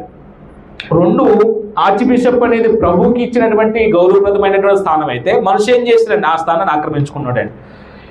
ఈ బోనిఫస్ III అనే ఆయన మొట్టమొదట 606లో ఒక వర్గాన్ని ఏర్పాటు చేసుకొని ఇది ఆర్సియంగా అలాగా విశ్వాసం నుంచి తొలగిపోయినటువంటి వచ్చినటువంటి మొట్టమొదటి గుంపులో 606లో ఏర్పడింది ఆ రోమన్ క్యాథలిక్ మిషన్ అండి. ఈ రోమన్ క్యాథలిక్ తప్పుడు సిద్ధాంతాలని అక్కడ ఉన్నటువంటి ఒక ఉద్యోగి మార్టిన్ లూథర్ చూసి వాటిని ఖండించాడండి. కొన్నింటిని ఇంచుమించు 1517వ సంవత్సరంలో అక్టోబర్ 31వ తేదీన 95 సిద్ధాంతాలను ఏం చేశారంటే జర్మనీ దేశంలో విట్టెన్బర్గ్ లేకపోతే కాస్టల్ చర్చి అనే ఒక చర్చి బిల్డింగ్ గేట్కి ఆర్సియంలో చేసే తప్పుల్ని 95 వేలెత్తి చూపించాడండి. పాపక్షమాపణ పత్రాలు అమ్మటం కానీ వాళ్ళు చేసే తప్పులు కూడా కొన్ని రాసుకోండి ఒకసారి మీరు. వాళ్ళు చేసే తప్పుడు సిద్ధాంతాల్లో అత్యంత ప్రమాదకరమైన ఏంటంటే 606లో సంఘం ఏర్పడిన తర్వాత 666లో ఆరాధనలో సంగీత వాయిద్యాన్ని ప్రవేశపెట్టారండి. అంటే వీటన్నిటిని మార్టిన్ లూథర్ ఖండించాడండి. 606లో సంగీత వాయిద్యాన్ని ప్రవేశపెట్టారు.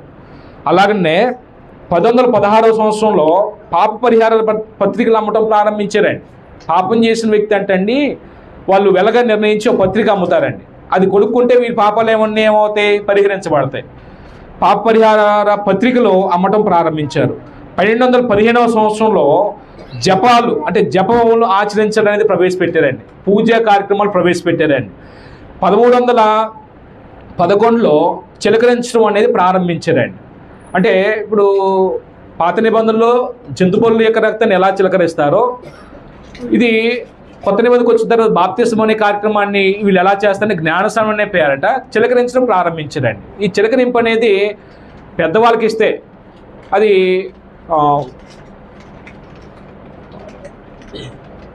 అబ్రహాం కాలంలో సున్నతి అనేది 8వ రోజు నుంచి ప్రారంభమైంది కదండి. చిన్నప్పటి నుంచి దీన్ని సంకేతంగా తీసుకుని వాళ్ళు ఏం చేస్తారు, చిన్నపిల్లలకు కూడా జ్ఞానస్నానం ఇవ్వాలి. అయితే వాళ్ళ భాషలో జ్ఞానస్నానం, అది బాప్తిస్మం అంటారు. అది చిన్నప్పుడే వాళ్ళకి ఏం చేస్తారు, పిల్లలకి బాప్తిస్మం అనేది జ్ఞానస్నానం అనేది ఇస్తారండి. వాస్తవానికి బైబిల్ చెప్పినటువంటి బోధకి విరుద్ధం అండి అది జ్ఞానస్నానం అయితే బాప్తిస్మం ఇవ్వటం అనేది. పిల్లలకి ముంచితే చచ్చిపోతారు కాబట్టి వాళ్ళు ఏం చేస్తారండి, చిలకరిస్తారండి నీటిలో. అంటే నీళ్ళలో చిలకరిస్తారు. నేను ఒక వీడియో చూశానండి. ఆ పిల్లల్ని ఏం చేస్తారంటే నీటిలో తలకల్లా ముంచి లేపుతున్నారండి ఆ మత సంబంధమైన గురువులు. ఇది వాక్యానుసారం కాదండి. ఈ సమావేశాల్లో చాలా తీర్మానాలు జరిగాయండి. ఇలాగా నేను కొన్నే చెప్పానండి. తర్వాత నికే విశ్వాస ప్రమాణాలు అక్కడ తీర్మానం జరిగిన తర్వాత మళ్ళీ 7 కౌన్సిల్స్ జరిగినాయి అంటే అండి. తర్వాత అపోస్తుల విశ్వాస ప్రమాణం అని, నికే విశ్వాస ప్రమాణం అని, అలాగనే ఆదిమ సంఘ విశ్వాస ప్రమాణం అని, ఇలాగ చాలా వాటిని సృష్టించుకుంటూ కొన్ని నిర్ణయాలు తీసుకొని తీర్థయాత్రలు ప్రారంభించారు. మరియమ్మను పూజించడం కూడా ప్రారంభించారండి. వాస్తవానికి ఆర్సిఎం వారు ప్రార్థన చేస్తారండి. వాళ్ళు యేసుప్రభు నామంలో అడుగుతున్నాను తండ్రి అని ప్రార్థన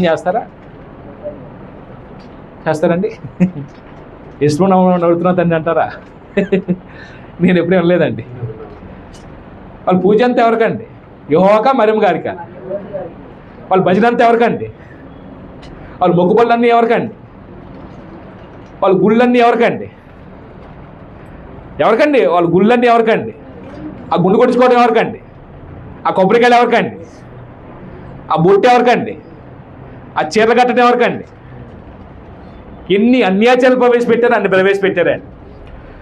క్రీస్తు యొక్క సంఘం నుంచి వచ్చినటువంటి విశ్వాస భ్రష్టత్వం ఏర్పడినటువంటి శాఖ ఆర్సిఎం అయితే ఈ ఆర్సిఎం ఎంత భ్రష్టత్వానికి లోనైపోవాలో అంత భ్రష్టత్వం లోనైపోయిందండి.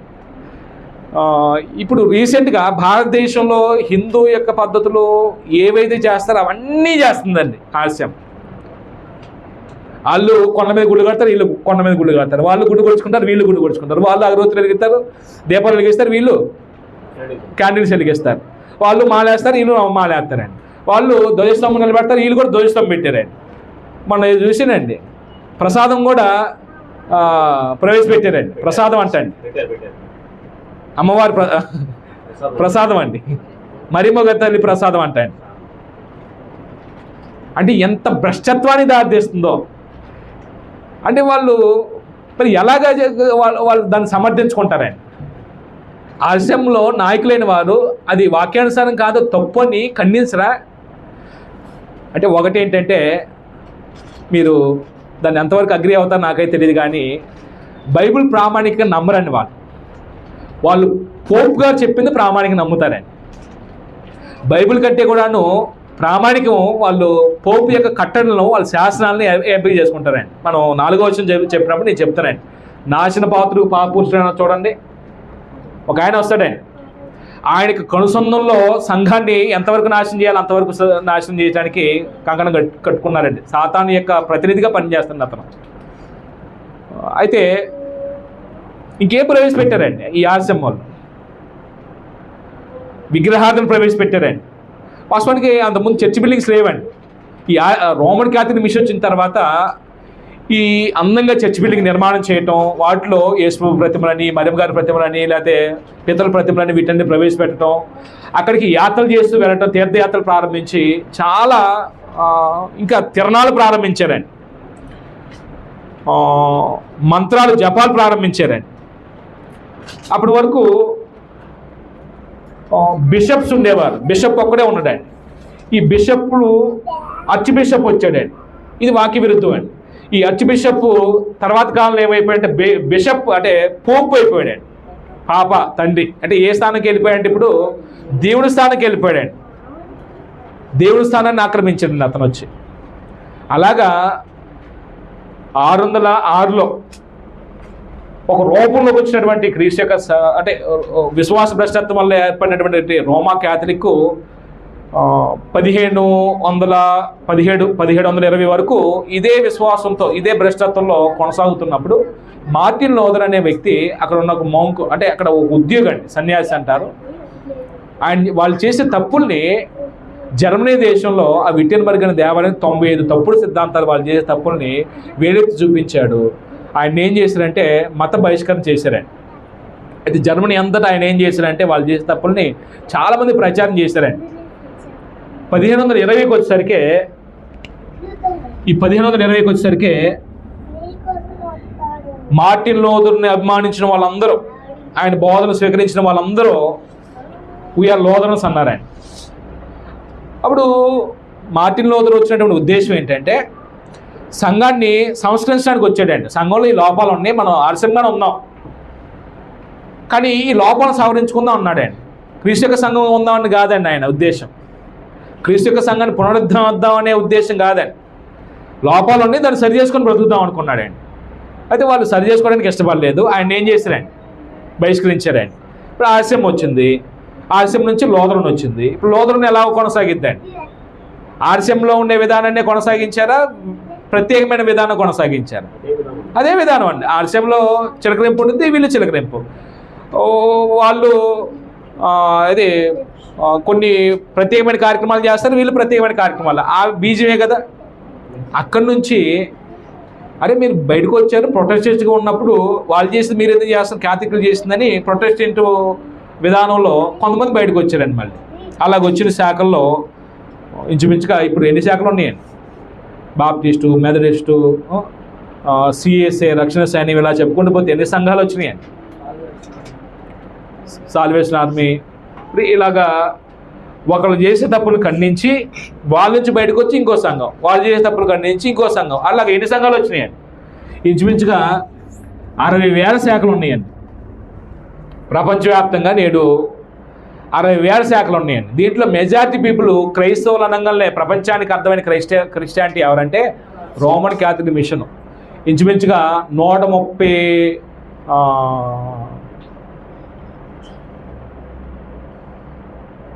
కోట్లే ఉన్నారంటే 2019 లెక్కల ప్రకారంగా ఆర్సెం 130 కోట్లు. అప్పుడు ప్రపంచ జనాభా మన భారతదేశ జనాభా అప్పుడు 130 కోట్లు లేరు అనుకుంటా. 2019కి ఉన్నారండి? 2019కి ఉన్నారా? 130 కోట్లు ఉన్నారా?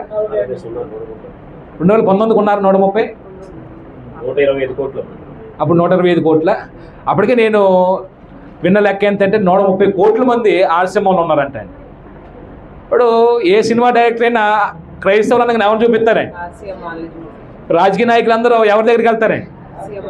మన మోడీ గారు వెళ్ళారు ఢిల్లీలో క్రిస్మస్ రోజున. ఇదేనండి ప్రపంచానికి అర్థమైన క్రైస్తవం ఇదండి. బైబిల్ చెప్పే క్రైస్తవం కాదండి, అది ప్రపంచానికి అర్థమైన క్రైస్తవం అండి. రోమన్ క్యాథలిక్ మిషన్ అనేది విశ్వాసం వల్ల ఏర్పడిందా, విశ్వాస భ్రష్టత్వం వల్ల ఏర్పడిందా? విశ్వాస భ్రష్టత్వం వల్ల ఏర్పడిన దానికి ఎన్ని హంగులండి, ఎన్ని ఆర్భాటాలండి, ఎన్ని వాక్య విరుద్ధమైనటువంటి కార్యాలు చేసే వాళ్ళు ఉన్నారండి. బాధాకరమైన సంగతి ఏంటంటే నేనున్నాను క్రీస్తు సంఘంలో సువార్థికుని, క్రీస్తు సంఘం సత్యం అని చెబుతాను. రేపు నా కొడుకు పెళ్ళికి ఈడికి వస్తాడండి, పెళ్ళి చేయాలి. అప్పుడు చూస్తాను క్రీస్తు సంఘం అయితే కట్నం ఎక్కువెవరో, మరి ఏం చేయాలి? బయటికి వెళ్ళాలి. అప్పుడు ఎవరో మత్స్యక అమ్మాయి దొరికిద్దండి, బంధువు కొలపోల్లోనో లేకపోతే ఏదో వగేరా డబ్బులు ఎక్కువ ఇస్తారని ఉద్యోగస్తులను దొరుకుతారు కదండి. ఆ డబ్బులు కక్కుతుపడి నేనేం చేస్తానండి, క్రీస్తు సంఘంలో బాప్తిస్మం ఇచ్చి క్రీస్తు సంఘంలో సేవ చేయాలని వాడిని పెంచి ఎవరికి ఇస్తానండి?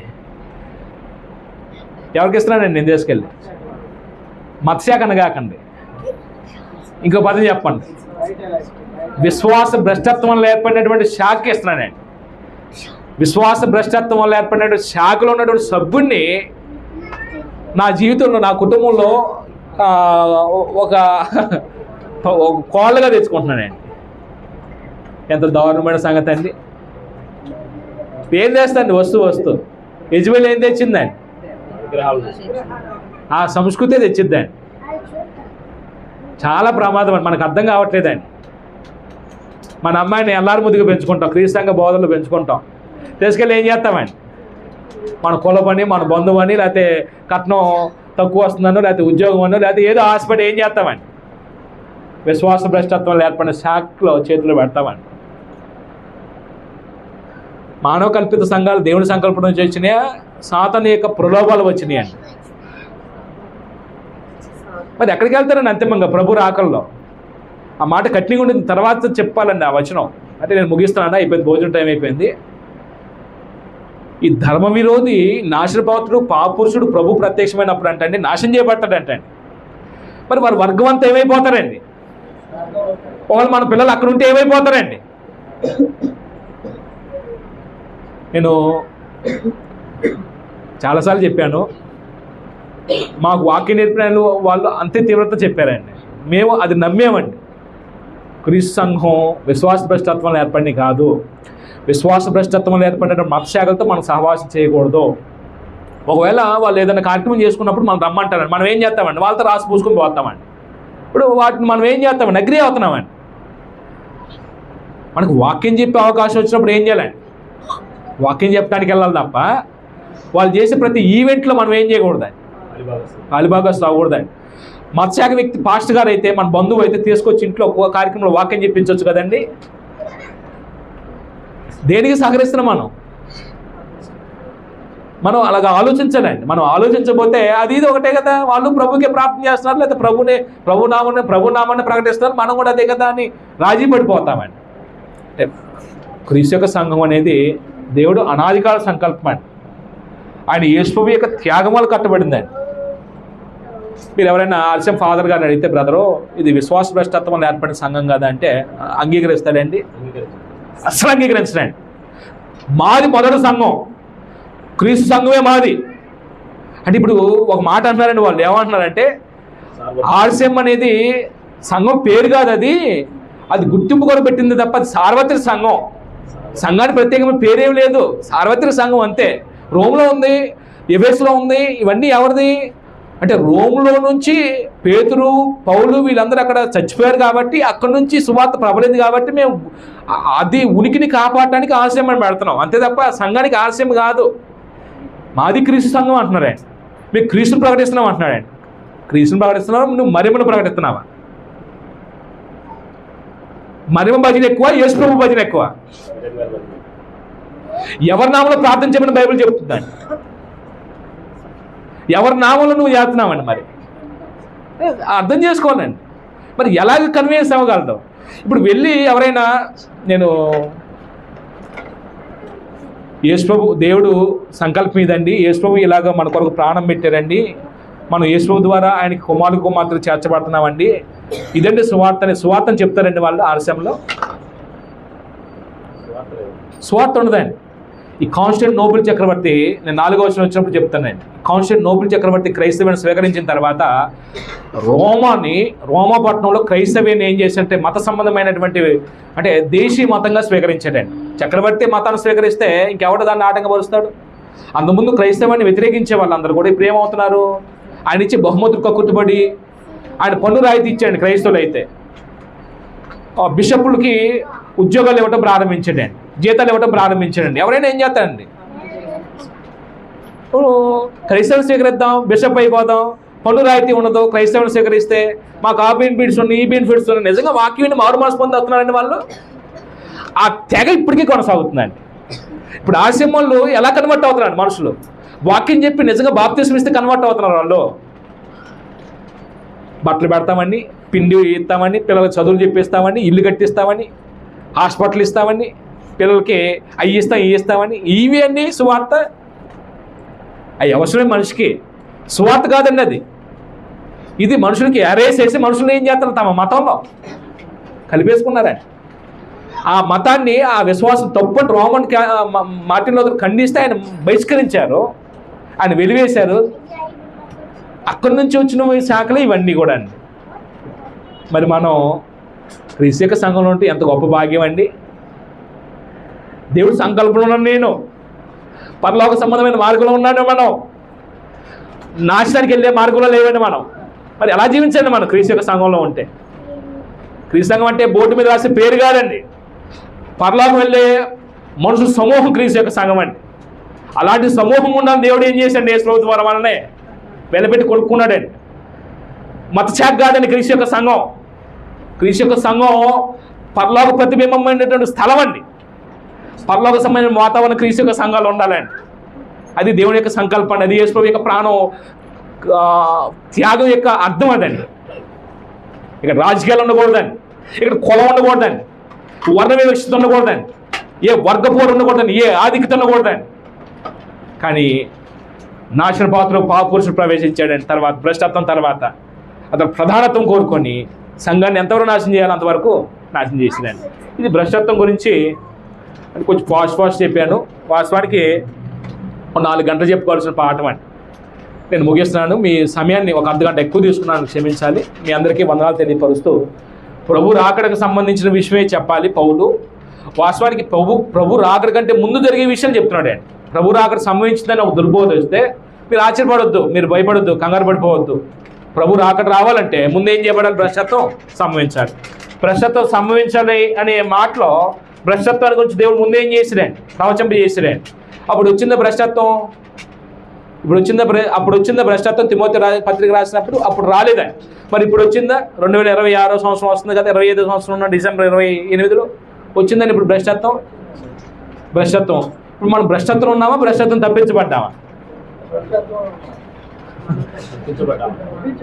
భ్రష్టత్వం తప్పించబడ్డాం అంటే వ్యక్తిగత భ్రష్టత్వం తప్పించబడ్డాం.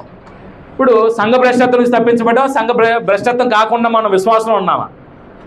రెండోది ఏమండి, సంఘ భ్రష్టత్వానికి లోనైపోయామా, మన విశ్వాసంలోనే ఉన్నామా? విశ్వాసం ఉంటే ధన్యులు అండి. ప్రభు రాకడ మనకు నాశనం తేదండి. కానీ విశ్వాస భ్రష్టత్వానికి లోనైతే, సంఘంలో ఉన్నటువంటి మనం కూడా భ్రష్టత్వానికి లోనైపోతే మాత్రం ప్రభు రాకడ మనకు చాలా నష్టం చేస్తాయండి. అది తర్వాత మనం మాట్లాడుకుందాం. మీ అందరికీ వందనాలు తెలియపరుస్తూ ముగిస్తున్నాను.